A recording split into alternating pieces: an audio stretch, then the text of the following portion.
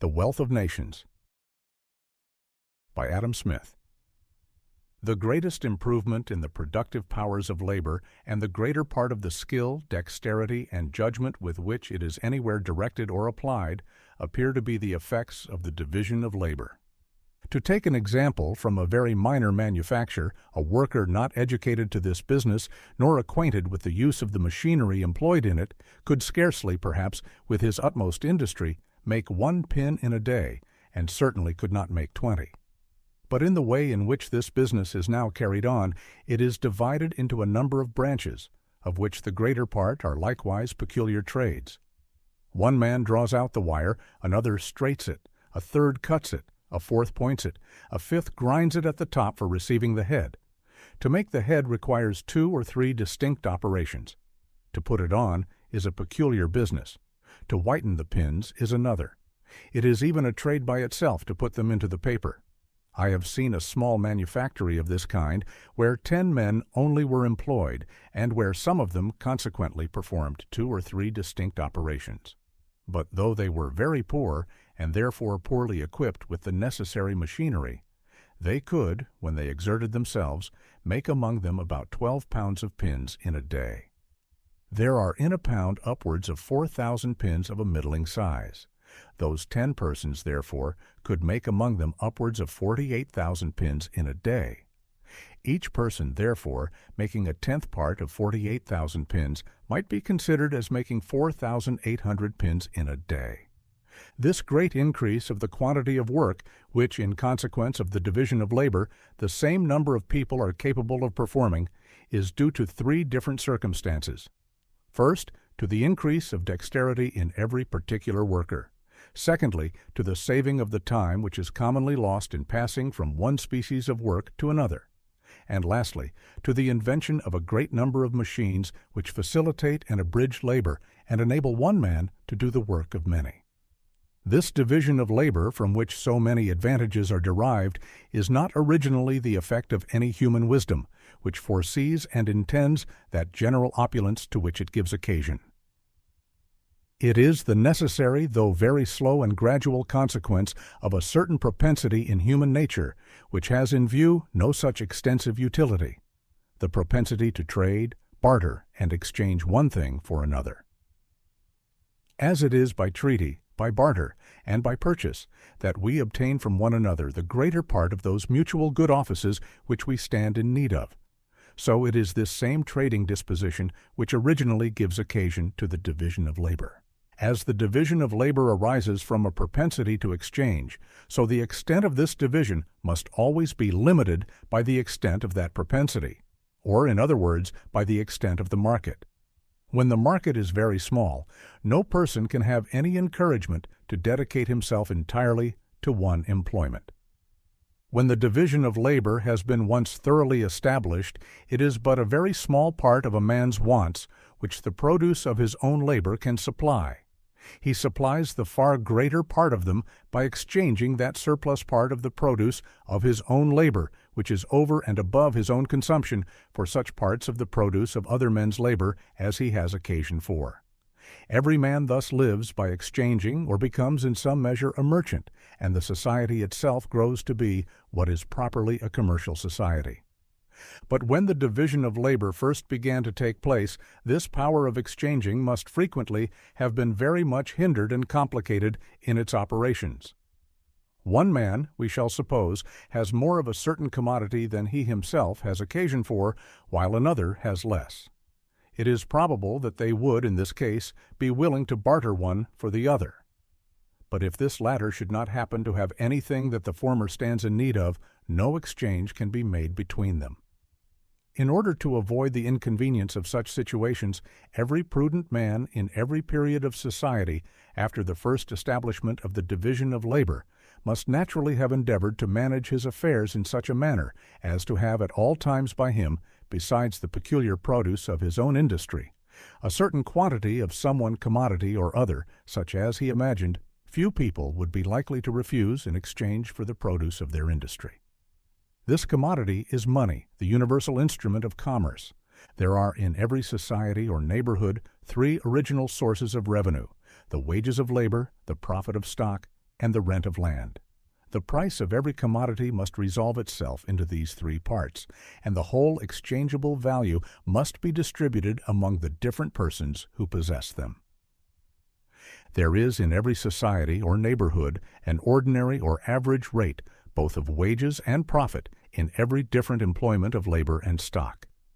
This rate is naturally regulated by the general circumstances of the society, its wealth or poverty, its advancing, stationary, or declining condition. There is likewise an ordinary or average rate of rent. These ordinary or average rates may be called the natural rates of wages, profit, and rent. The actual price at which any commodity is commonly sold is called its market price. It may either be above or below, or exactly the same with its natural price. The market price of every particular commodity is regulated by the proportion between the quantity which is actually brought to market and the demand of those who are willing to pay the natural price of the commodity. The produce of labor constitutes the natural compensation or wages of labor. In that original state of things which precedes both the appropriation of land and the accumulation of stock, the whole produce of labor belongs to the laborer. But as soon as land becomes private property, the landlord demands a share of almost all the produce which the laborer can either raise or collect from it. His rent makes the first deduction from the produce of the labor which is employed upon land. It seldom happens that the person who tills the ground has the means to maintain himself until he reaps the harvest. His maintenance is generally advanced to him from the stock of a master, the farmer who employs him, and who would have no interest to employ him unless he was to share in the produce of his labor or unless his stock was to be replaced to him with a profit. This profit makes a second deduction from the produce of the labor which is employed upon land. The wages of the laborer must at least be sufficient to maintain him, and in most cases to maintain a family. It is not, however, the actual greatness of national wealth, but its continual increase, which occasions a rise in the wages of labor. It is not, accordingly, in the richest countries, but in the most thriving, or in those which are growing rich the fastest, that the wages of labor are highest. The profits of stock, it may perhaps be thought, are only a different name for the wages of a particular sort of labor, the labor of inspection and direction. They are, however, altogether different, are regulated by quite different principles, and bear no proportion to the quantity, the hardship, or the ingenuity of this supposed labor of inspection and direction. They are regulated altogether by the value of the stock employed, and are greater or smaller in proportion to the extent of this stock. The lowest ordinary rate of profit must always be something more than what is sufficient to compensate the occasional losses to which every employment of stock is exposed. The high rate of profit seems everywhere to destroy that thrift which in other circumstances is natural to the character of the merchant. Rent, considered as the price paid for the use of land, is naturally the highest which the tenant can afford to pay in the actual circumstances of the land. It is naturally a monopoly price. It is not at all proportioned to what the landlord may have laid out upon the improvement of the land, or to what he can afford to take, but to what the farmer can afford to give. But in order to carry on the division of labor, the accumulation of stock must be previously necessary. A weaver cannot apply himself entirely to his peculiar business unless there is beforehand, stored up somewhere, either in his own possession or in that of some other person, a stock sufficient to maintain him and to supply him with the materials and tools of his work.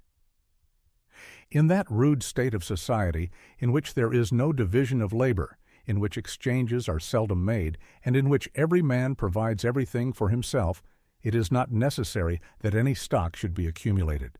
But when the division of labor has once been introduced, a man's own labor can supply him with but a very small part of his wants.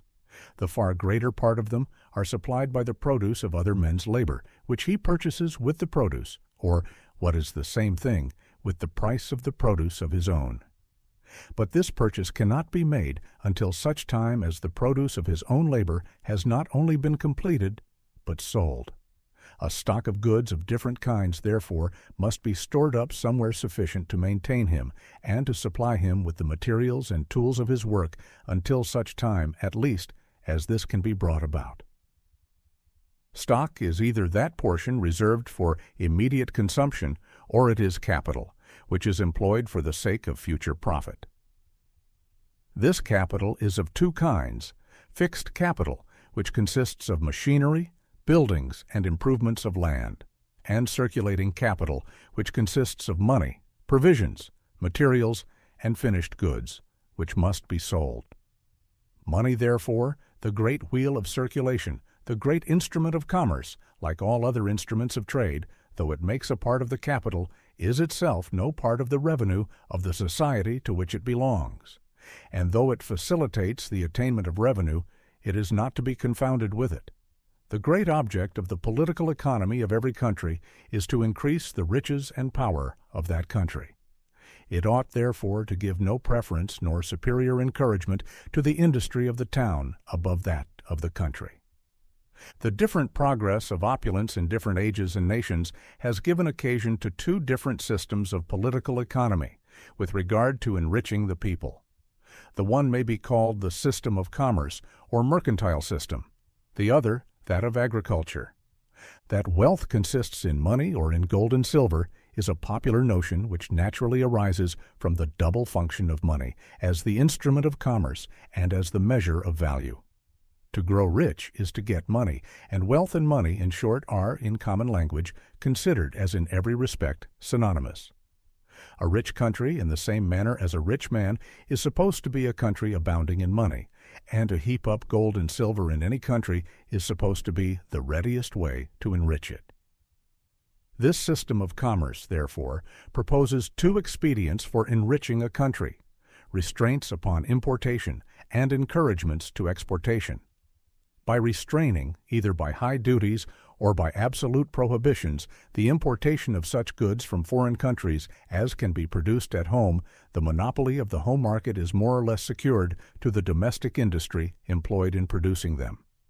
By bounties, by drawbacks, by advantageous treaties of commerce with foreign states, and by the establishment of colonies, our merchants and manufacturers are encouraged to export to a greater extent than they otherwise might. But this is a system of error. The wealth of a country consists not in its gold and silver, but in its consumable goods. By preferring the support of domestic to that of foreign industry, the individual merchant intends only his own security, and by directing that industry in such a manner as its produce may be of the greatest value, he intends only his own gain, and he is in this, as in many other cases, led by an invisible hand to promote an end which was no part of his intention. Nor is it always the worse for the society that it was no part of it. By pursuing his own interest, he frequently promotes that of the society more effectually than when he really intends to promote it. I have never known much good done by those who affected to trade for the public good. It is the maxim of every prudent master of a family, never to attempt to make at home what it will cost him more to make than to buy. The tailor does not attempt to make his own shoes, but buys them of the shoemaker. The shoemaker does not attempt to make his own clothes, but employs a tailor. What is prudence in the conduct of every private family can scarcely be folly in that of a great kingdom. If a foreign country can supply us with a commodity cheaper than we ourselves can make it, better buy it of them with some part of the produce of our own industry, employed in a way in which we have some advantage. The statesman who should attempt to direct private people in what manner they ought to employ their capitals would not only load himself with a most unnecessary attention, but assume an authority which could safely be trusted not only to no single person, but to no council or senate whatever, and which would nowhere be so dangerous as in the hands of a man who had the folly and presumption to imagine himself fit to exercise it. All systems, either of preference or of restraint, therefore, being thus completely taken away, the obvious and simple system of natural liberty establishes itself of its own accord. Every man, as long as he does not violate the laws of justice, is left perfectly free to pursue his own interest his own way, and to bring both his industry and capital into competition with those of any other man or order of men. According to the system of natural liberty, the sovereign has only 3 duties to attend to, 3 duties of great importance indeed, but plain and intelligible to a common understanding. First, the duty of protecting the society from the violence and invasion of other independent societies. Secondly, the duty of protecting, as far as possible, every member of the society from the injustice or oppression of every other member of it, or the duty of establishing an exact administration of justice. And thirdly, the duty of erecting and maintaining certain public works and certain public institutions, which it can never be for the interest of any individual or small number of individuals to erect and maintain, because the profit could never repay the expense to any individual or small number of individuals, though it may frequently do much more than repay it to a great society. The first duty, that of defending the society, requires a military force. In the progress of improvement, the art of war, like every other art, becomes more complex, and the division of labor is requisite for its perfection. A standing army comes to be preferred to a militia, as it is more certain, more disciplined, and ultimately more economical for a civilized state. The second duty, that of justice, requires the establishment of courts and a regular administration. This duty arises from the introduction of property, which creates inequality and necessitates a civil government to defend the rich against the poor, or those who have some property against those who have none at all. The third duty is that of maintaining those public works and institutions which facilitate the commerce of the society, such as good roads, bridges, navigable canals, and harbors, and also those which promote instruction. In a civilized society, the laborer, whose life is spent in performing a few simple operations, has no occasion to exert his understanding, and generally becomes as dull and ignorant as it is possible for a human creature to become. The public can facilitate, can encourage, and can even impose upon almost the whole body of the people the necessity of acquiring the most essential parts of education. To defray the expense of these duties, a revenue must be collected. The subjects of every state ought to contribute towards the support of the government as nearly as possible in proportion to their respective abilities. That is, in proportion to the revenue which they respectively enjoy under the protection of the state. This is the first and most important maxim of taxation. Secondly, the tax which each individual is bound to pay ought to be certain and not arbitrary. Thirdly, every tax ought to be levied at the time or in the manner in which it is most likely to be convenient for the contributor to pay it. And fourthly, every tax ought to be so contrived as both to take out and to keep out of the pockets of the people as little as possible over and above what it brings into the public treasury of the state. These maxims, if observed, will ensure that the revenue required for the sovereign is raised without imposing an undue or unequal burden upon the people, thereby preserving that industry which is the true source of all wealth.